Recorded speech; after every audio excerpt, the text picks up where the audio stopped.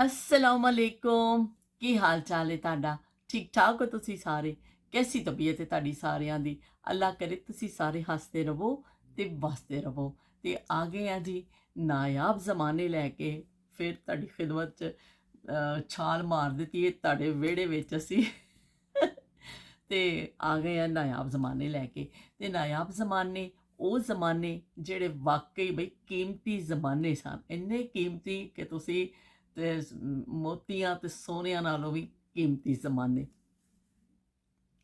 ਉਹ ਜ਼ਮਾਨੇ ਹੁਣ ਮੁੜ ਕੇ ਆਣੇ ਨਹੀਂ ਨੇ, ਅਸੀਂ ਚਲੋ ਉਹਨਾਂ ਦਾ ਜ਼ਿਕਰ ਕਰਦੇ ਰਵਾਂਗੇ। ਤੇ ਮੈਂ ਅੱਜ ਇਸ ਹਿਸਾਬ ਨਾਲ ਗੱਲ ਕਰਨਾ ਚਾਹ ਰਹੀ ਸਾਂ ਰੇਡੀਓ ਦੇ ਹਵਾਲੇ ਦੇ ਨਾਲ, ਕਿ ਰੇਡੀਓ ਜਿਹੜਾ ਵੇ ਉਹ ਨਾਯਾਬ ਜ਼ਮਾਨੇ 'ਚ ਬਹੁਤ ਵੱਡਾ, ਜਿਹੜਾ ਬਹੁਤ ਵੱਡਾ ਇੱਕ ਆਈਟਮ ਤਸੱਵਰ ਹੁੰਦਾ ਸੀ ਕਿ ਹਰ ਕਿਸੇ ਕੋ ਰੇਡੀਓ ਕਿਸੇ ਨੂੰ ਮਯਸਰ ਨਹੀਂ ਹੁੰਦਾ ਸੀ, ਪਰ ਜਿਹਦੇ ਕੋਲ ਰੇਡੀਓ ਹੁੰਦਾ ਸੀ ਉਹਦੀ ਬਈ ਵੱਖਰੀ ਟੋਰ ਹੁੰਦੀ ਸੀ। ਉਹਦੀ ਟੋਰ ਜਿਹੜੀ ਹੈ ਅਲੱਗ ਹੁੰਦੀ ਸੀ ਕਿ ਉਹਨੂੰ ਫਿਰ ਕੀ ਕਹਿੰਦੇ ਨੇ, ਲੋਕ ਜਿਹੜੇ ਕਹਿੰਦੇ ਮੁਹੱਲੇ ਵਿੱਚ ਵੀ ਬੜੀ ਬਾਇਜ਼ਤ ਬੰਦਾ ਸਮਝਿਆ ਜਾਂਦਾ ਸੀ ਵੀ ਇਹਨਾਂ ਦੇ ਘਰ ਰੇਡੀਓ ਹੋਵੇ, ਇਹਦੇ ਕੋਲ ਰੇਡੀਓ ਹੋਵੇ। ਤੇ ਜਿਹਦੇ ਕੋਲ ਹੁੰਦਾ ਸੀ ਉਹਦੀਆਂ ਤੇ ਸ਼ਾਨਾਂ ਹੀ ਕੁਛ ਹੋਰ ਹੁੰਦੀਆਂ ਸਨ ਕਿ ਸਾਈਕਲ ਦੇ ਉੱਪਰ ਟੰਗ ਕੇ ਲੋਕ ਨਾਲ ਨਾਲ ਸਾਈਕਲ 'ਤੇ ਚਲਾਉਂਦੇ ਨੇ। ਆ ਜਾ ਨੀ ਬਹਿ ਜਾ ਸਾਈਕਲ 'ਤੇ, ਆ ਜਾ ਨੀ ਬਹਿ ਜਾ ਸਾਈਕਲ 'ਤੇ। ਤੇ ਸਾਈਕਲ 'ਤੇ ਕੋਈ ਬੈਠੇ ਨਾ ਬੈਠੇ, ਬਸ ਰੇਡੀਓ ਟੰਗਿਆ ਵੇ ਤੇ ਲੋਕ ਆਪਣੇ ਕੰਮ 'ਤੇ ਪੈ ਜਾਂਦੇ ਨੇ। ਕਿਸੇ ਆਫਿਸ 'ਚ ਬੈਠੇ ਨੇ, ਬੜਾ ਹੁੰਦਾ ਸੀ ਕਿ ਖਬਰਾਂ ਸੁਣਨ ਦਾ ਲੋਕਾਂ ਨੂੰ, ਤੇ ਰੇਡੀਓ ਹੀ ਵਾਹਿਦ ਜ਼ਰੀਆ ਹੁੰਦਾ ਸੀ। ਉਸ ਤੋਂ ਬਾਅਦ ਅਗਰ ਕੋਈ ਖੇਤਾਂ 'ਚ ਕੰਮ ਕਰ ਰਿਹਾ ਹੈ ਤੇ ਉੱਥੇ ਵੀ ਨੂਰ ਜਹਾਂ ਦੇ ਗਾਣੇ ਪੇ ਚੱਲਦੇ ਨੇ, ਇੱਕ ਪਾਸੇ ਲਾ ਕੇ ਰੱਖ ਦਿੱਤਾ ਵੇ ਤੇ ਸੁਣ ਮੰਜਲੀ ਦੀ ਮਿੱਠੜੀ ਤਾਣ ਵੇ, ਸੁਣ ਪੰਜਲੀ ਦੀ ਮਿੱਠੜੀ ਤਾਨ ਵੇ, ਮੈਂ ਤਾਂ ਹੋ ਗਈ ਕੁਰਬਾਨ ਵੇ, ਮੈਂ ਤਾਂ ਹੋ ਗਈ ਕੁਰਬਾਨ ਵੇ। ਤੇ ਬਈ ਨੂਰ ਜਹਾਂ ਦਾ ਨਾ ਹੋਵੇ, ਨੂਰ ਜਹਾਂ ਦਾ ਹਰ ਗਾਣਾ ਹਿੱਟ, ਔਰ ਲੋਕ دیਵਾਨੇ। ਜਿਹੜਾ ਗਾਣਾ ਆ ਜਾਂਦਾ ਸੀ ਨੂਰ ਜਹਾਂ ਦਾ ਤੇ ਬਈ ਲੋਕ ਪਾਗਲ ਹੋ ਜਾਂਦੇ ਸੀ ਕਿ ਨਵਾਂ ਗਾਣਾ ਆ ਗਿਆ ਵੇ। ਮਸਤਾਨਾ ਮਾਹੀ ਦੀਆਂ ਗਾਣੇ ਦੇਖ ਲਓ, ਹੋਰ ਬੇਸ਼ੁਮਾਰ ਇੰਨੇ ਗਾਣੇ ਨੇ ਕਿ ਉਹ ਉਹਨਾਂ ਨੂੰ ਕਹਿਣਾ ਮੁਸ਼ਕਲ ਹੈ ਕਿ ਅਲਫਾਜ਼ ਵਿੱਚ ਦੱਸਣਾ ਕਿ ਵੀ ਇਹ ਗਾਣਾ, ਹਰ ਗਾਣਾ ਉਹਨਾਂ ਦਾ ਹਿੱਟ ਹੁੰਦਾ ਸੀ ਤੇ ਬੜੇ ਸ਼ੌਕ ਨਾਲ ਸੁਣਿਆ ਜਾਂਦਾ ਸੀ। ਉਸ ਤੋਂ ਬਾਅਦ ਮਹਿਦੀ ਹਸਨ, ਜਿਹੜੇ ਕੀ ਕਹਿੰਦੇ ਨੇ ਮਾਲਾ, ਤੇ ਬਹੁਤ ਬੜੇ ਬੜੇ ਮਸੂਦ ਰਜ਼ਾ, ਮਸੂਦ ਰਜ਼ਾ ਸ਼ਾਇਦ ਉਹਨਾਂ ਦਾ ਨਾਂ ਸੀ।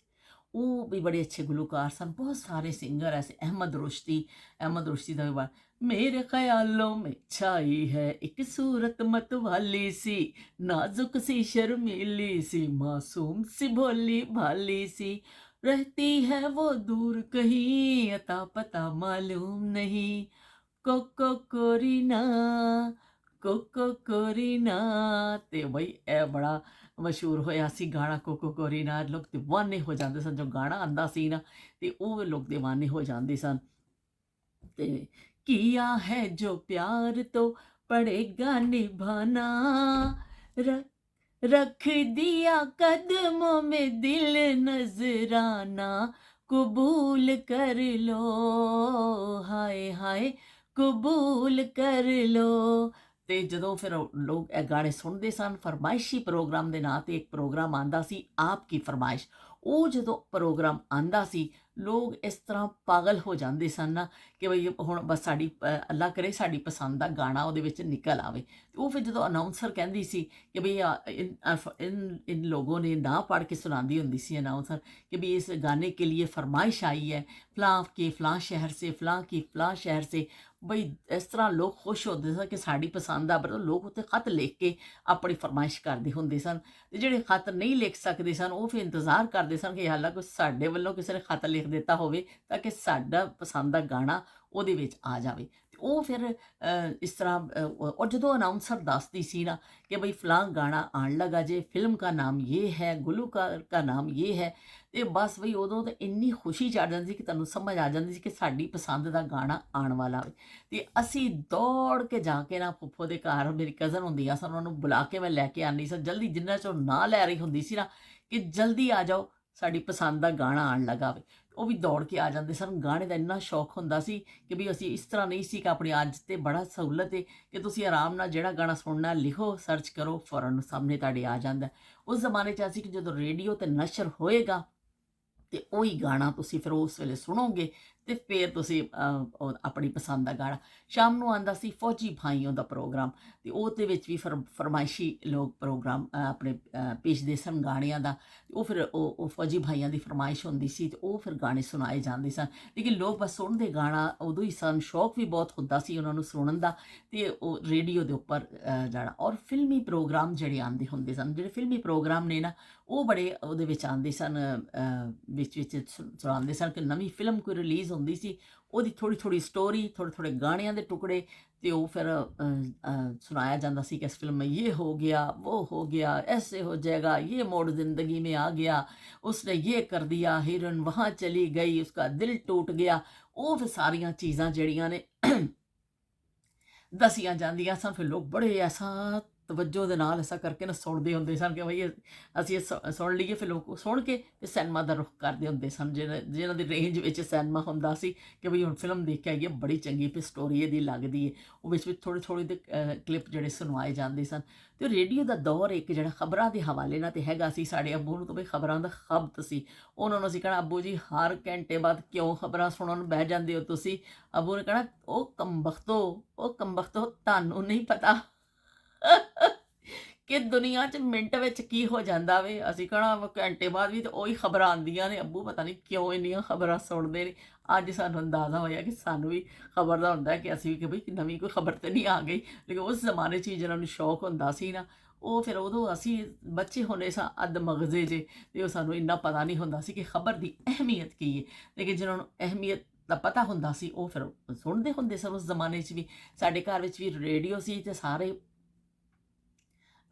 ਮੇਰੇ ਅੱਬੂ, ਮੇਰੇ ਫੁੱਫਾ ਜੀ, ਅੱਲਾ ਜੰਨਤ ਨਸੀਬ ਕਰੇ ਉਹਨਾਂ ਨੂੰ, ਜਿਹੜੇ ਹੋਰ ਸਾਡੇ ਮੁਹੱਲੇ ਦੇ ਜਿਹੜੇ ਸਾਡੇ ਲੋਕ ਸਨ, ਉਹ ਰਾਤ ਨੂੰ BBC ਦੀ ਖਬਰਾਂ ਸੁਣਨ ਵਾਸਤੇ ਫਿਰ ਸਾਡੇ ਘਰ ਵਿੱਚ ਆਉਂਦੇ ਸਨ। ਕਿ ਸਾਰਿਆਂ ਨੇ ਕਹਿਣਾ ਕਿ ਚਲੋ ਵੀ ਬਸ਼ੀਰ ਕੋ ਚੱਲਦੇ ਹਾਂ। ਲੋਕ ਗੱਪਸ਼ਪ ਵੀ ਕਰਦੇ ਸਨ। ਅੱਬੂ ਨੇ ਬੜਾ ਇਸ ਤਰ੍ਹਾਂ ਕਰਕੇ ਉਹਨੂੰ ਸੈੱਟ ਕਰਨਾ, ਕਦੀ ਇੱਧਰ ਘੁਮਾਉਣਾ, ਕਦੀ ਇੱਧਰ ਘੁਮਾਉਣਾ, ਕਦੀ ਇੱਧਰ ਘੁਮਾਉਣਾ। ਉਹ ਫਿਰ ਉਹ ਸੈੱਟ ਹੋ ਜਾਣਾ ਬਾਅਦ ਵੀ ਹੁਣ ਇਹਨੂੰ ਕੋਈ ਛੇੜਨਾ ਨਹੀਂ। ਫਿਰ ਸਾਰੇ ਐਸਾ ਚਾਰੋਂ ਪਾਸੇ ਬਹਿ ਜਾਂਦੇ ਹੁੰਦੇ ਸਨ ਅਤੇ ਖਬਰਾਂ ਸੁਣਨੀਆਂ। ਉਹ ਕਿਸੇ ਨੇ ਬੋਲਣਾ ਨਹੀਂ, ਅਤੇ ਉਹ ਫਿਰ ਖਬਰਾਂ ਸੁਣ ਕੇ ਅਤੇ ਫਿਰ ਥੋੜ੍ਹੀ ਜਿਹੀ ਡਿਸਕਸ਼ਨ ਹੋਣੀ, ਫਿਰ ਮਹਿਫਿਲ ਬਰਖਾਸਤ ਹੋਣੀ। ਅਤੇ ਖਬਰਾਂ ਦਾ ਵੀ ਲੋਕਾਂ ਨੂੰ ਬੜਾ ਸ਼ੌਕ ਹੁੰਦਾ ਸੀ, ਗਾਣੇ ਸੁਣਨ ਦਾ।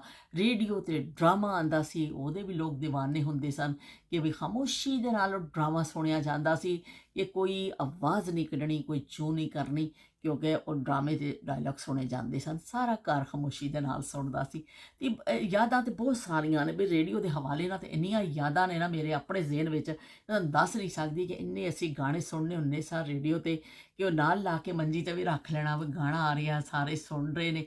ਲੇਕਿਨ ਬੜੀ ਖਾਮੋਸ਼ੀ ਨਾਲ, ਬੜੇ ਸ਼ੌਕ ਨਾਲ ਗਾਣਾ ਸੁਣਿਆ ਜਾਂਦਾ ਸੀ। ਤੇ ਰੇਡੀਓ ਦੇ ਹਵਾਲੇ ਦੇ ਨਾਲ ਜਿਹੜੀਆਂ ਗੱਲਾਂ, ਮਤਲਬ ਗੱਲਾਂ ਤਾਂ ਬਹੁਤ ਨੇ, ਸਭ ਦੀਆਂ ਹੀ ਬੜੀਆਂ ਯਾਦਾਂ ਨੇ। ਕੋਈ ਕਿਸ ਤਰ੍ਹਾਂ ਸੁਣਦਾ ਸੀ, ਕਿਸੇ ਨੂੰ ਕੋਈ ਗਾਣਾ ਪਸੰਦ ਸੀ, ਕਿਸੇ ਨੂੰ ਗਜ਼ਲ ਪਸੰਦ ਸੀ, ਕਿਸੇ ਨੂੰ ਹਮਾਰੀ सांसों में आज तक वो हिना की खुशबू महक रही है, लबों पे नगमे मचल रहे हैं, नजर से मस्ती छलक रही है, हमारी सांसों में आज तक वो। ਤੇ ਇੰਨੇ ਖੂਬਸੂਰਤ ਗਾਣੇ ਮਹਿਦੀ ਹਸਨ ਦੇ, ਖਾਸ ਕਰ ਗਜ਼ਲ ਦੇ ਹਵਾਲੇ ਨਾਲ ਮਹਿਦੀ ਹਸਨ ਦਾ ਕੋਈ ਸਾਨੀ ਨਹੀਂ। ਤੇ ਉਹਨਾਂ ਦੀ ਗਜ਼ਲਾਂ, ਗਾਣੇ ਵੀ ਉਹਨਾਂ ਨੇ ਬੜੇ ਅੱਛੇ ਗਾਏ। ਆਇਨਾ ਫਿਲਮ ਬੜੀ ਮਸ਼ਹੂਰ ਹੋਈ ਸੀ, ਉਹਦੇ ਗਾਣੇ ਮੁਝੇ ਦਿਲ ਸੇ ਨਾ ਭੁਲਾਨਾ, ਚਾਹੇ ਰੋਕੇ ये ज़माना, तेरे बिन मेरा जीवन कुछ नहीं, तेरे बिन मेरा जीवन कुछ नहीं, कुछ नहीं। बड़ी हिट फिल्म सी ते गाना हर एक दे जुबान ते सी कि मुझे दिल से ना बुलाना। ते एक दिल लगी फिल्म आई सी, ਉਹਦਾ ਗਾਣਾ ਵੀ ਬੜਾ ਮੈਨੂੰ ਹੁਣ ਉਹ ਗਾਣਾ ਨਹੀਂ ਯਾਦ ਆ ਰਿਹਾ, ਬਹੁਤ ਹੀ ਜ਼ਬਰਦਸਤ ਗਾਣਾ ਸੀ। मैं तेरे अजनबी शहर में ढूंढता फिर रहा हूँ तुझे, मुझको आवाज दे, मुझको आवाज दे, मैं तेरे अजनबी ਸ਼ਹਿਰ में ਮੈਨੂੰ ਹੁਣ ਯਾਦ ਨਹੀਂ ਉਸੇ ਫਿਲਮ ਦਾ ਉਹੀ ਗਾਣਾ ਵੇ। ਇਸ ਗਾਣੇ ਦੇ ਹਿਸਾਬ ਨਾਲ ਮੈਨੂੰ ਥੋੜੀ ਜਿਹੀ ਜ਼ੇਨ ਵਿੱਚ ਇਸ ਤਰ੍ਹਾਂ ਹੋ ਰਹੀ ਹੈ, ਮੈਨੂੰ ਸ਼ਾਇਦ ਆਈ ਗਾਣਾ ਸੀ। ਤੇ तुर तुर तारा तारा बोले ये दिल का एक तारा मेरे हमदम प्यार का मौसम मिलता नहीं दोबारा तुर तुर तारा तारा। ਤੇ ਉਹ ਗਾਣੇ ਤੋਂ ਫਿਰ ਸਾਰੇ ਆ ਗਏ ਸੀ ਅੱਗੇ। ਨਾਹੀਦ ਅਖਤਰ ਇੱਕ ਖਨਕਦੀ ਹੋਈ ਆਵਾਜ਼, ਉਹਨਾਂ ਦੀ ਆਵਾਜ਼ ਵੀ ਬੜੀ ਪਸੰਦ ਕੀਤੀ ਜਾਂਦੀ ਸੀ। ਇਸ ਦਾ ਸਿਲਸਿਲਾ ਚੱਲਦਾ ਰਿਹਾ, ਪੰਜਾਬੀ ਗਾਣੇ, ਉਰਦੂ ਗਾਣੇ, ਪਰ ਲੋਕਾਂ ਕੋ ਸੁਣਨ ਦਾ ਸਿਰਫ ਰੇਡੀਓ ਹੀ ਜ਼ਰੀਆ ਸੀ।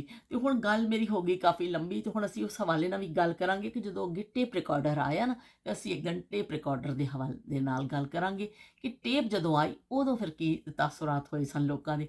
ਅੱਜ ਅਸੀਂ ਰੇਡੀਓ ਦੇ ਹਵਾਲੇ ਨਾਲ ਥੋੜ੍ਹੀਆਂ ਗੱਲਾਂ ਜਿਹੜੀਆਂ ਨਾ ਆਪਣੀਆਂ ਯਾਦਾਂ ਸ਼ੇਅਰ ਕੀਤੀਆਂ ਨੇ ਕਿ ਰੇਡੀਓ ਦਾ ਇੱਕ ਦੌਰ ਸੀ ਔਰ ਹਰ ਬੰਦਾ ਦੀਵਾਨਾ ਹੁੰਦਾ ਸੀ ਰੇਡੀਓ ਦਾ ਕਿ ਅਸੀਂ ਕੁਛ ਨਾ ਕੁਛ ਆਪਣੀ ਪਸੰਦ ਦਾ ਉੱਤੇ ਸੁਣ ਜ਼ਰੂਰ ਲਈਏ। ਤੇ ਹੁਣ ਫਿਰ ਮੈਂ ਚੱਲਨੀ ਹਾਂ, ਮੈਨੂੰ ਪਤਾ ਵੇ कि उज़मा ने जरा कमेंट करना है, मैं हुणे ही तुहानूं दस देनी। उज़मा ने कहना है बाजी आप तो ये लगा के ना ये वाली ये तो आप पठानी लग रही हैं। तो उज़मा का कमेंट यही आना वे। तो हुण मैं आप ही दस देनी है कि उज़मा ने यह कमेंट करना वे। उज़मा कदी कदी मैनूं शौक आ जाता वे ना, तो फिर मैं जरा ना मैं इहदी भी स्टोरी किस दिन तुहानूं सुणावांगी। यह जिहड़ियां मैं लानी है ना इहदी भी स्टोरी तुहानूं सुणावांगी। तो फिर मैं चलनी हाँ, इंशाअल्लाह फिर मिलांगे एक नवीं याद दे नाल, नवीं गल दे नाल। अल्लाह हाफिज़ ते रब राखा।